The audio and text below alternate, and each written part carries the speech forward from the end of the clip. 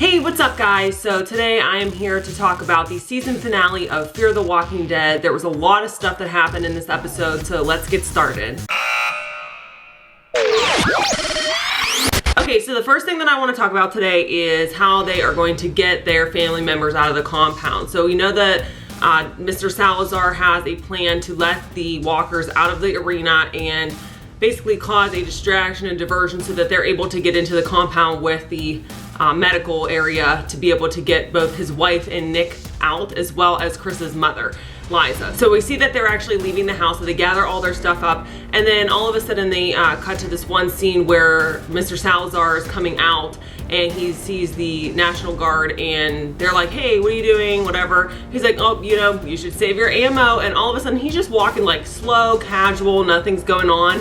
And then all of a sudden they show all of the walkers coming out, and then they pan out and there's like thousands of walkers behind him. And it's just funny to me because I really thought it was neat how he was just completely casual. The walkers at this point must be extremely slow with the fact that he can just kind of lead them slowly and walk them slowly towards, towards this compound. And it's also funny to me how, because those guys were sitting up on the tower, how they couldn't see like this mass amount of walkers coming towards them. They could just see down and see Daniel. So I don't know if that was a mess up or whatever, but I thought that was really funny, just the way he acted in that moment. They go in to try to save everybody, and Nick and Strand have gotten out. They're in trouble. They're getting chased by the walkers.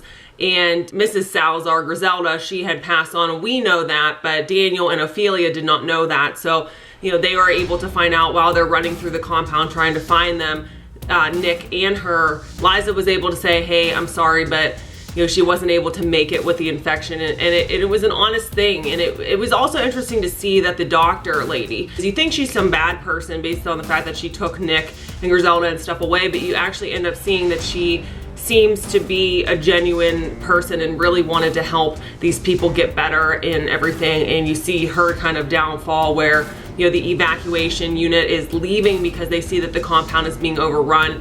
She actually ends up killing all of those people in the ward that are still sick because, you know, there's just nothing that she's going to be able to do for them. There's no way she's going to be able to get them out. It was also interesting that she would not go. She wanted to basically stay with her patients. She felt like a failure, probably with the fact that, you know, she couldn't save all those people, and basically thought that the world was lost, and it sort of is, right? The next thing I wanted to talk about was whenever they were actually going out to get ready to leave. They found everybody, you know, they're ready to go, and all of a sudden that soldier comes out, the one that Salazar was torturing back in the neighborhood. And so we saw earlier in the episode how Travis let him go. He pleaded, hey, you know, just let me go, let me leave. Like, I just don't, you know, want to be involved in this anymore. Look what he's done to me.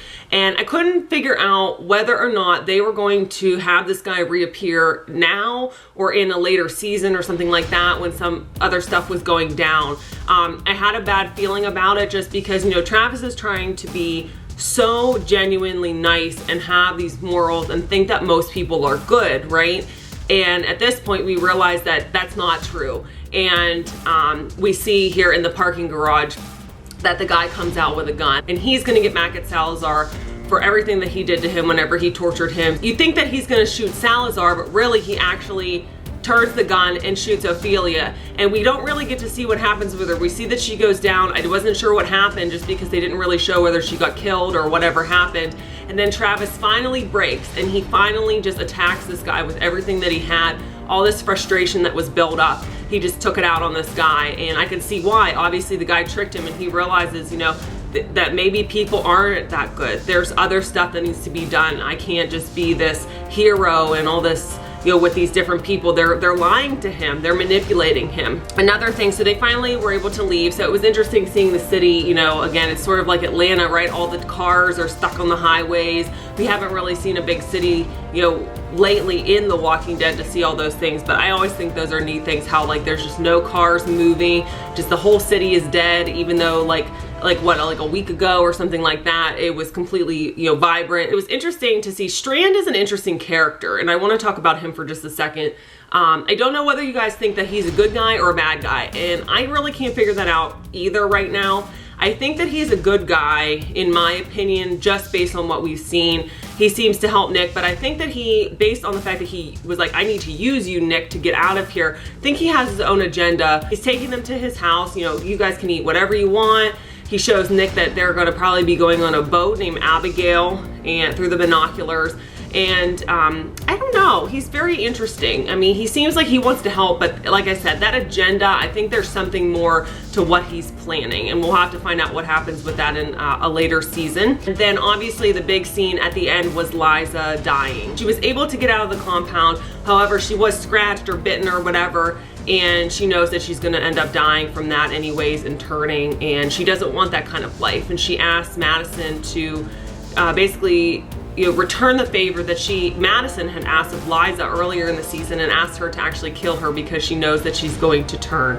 And Madison, it's interesting because she doesn't seem to have it in her to want to even do that. Like, she kind of, I feel like, chokes up and just is like, oh, I can't do that. But then we see Travis also follow them. He finds out everything as well, and he actually takes the burden off of Madison and takes the gun and actually ends up shooting Liza in the head to prevent her from turning and becoming a walker in the future.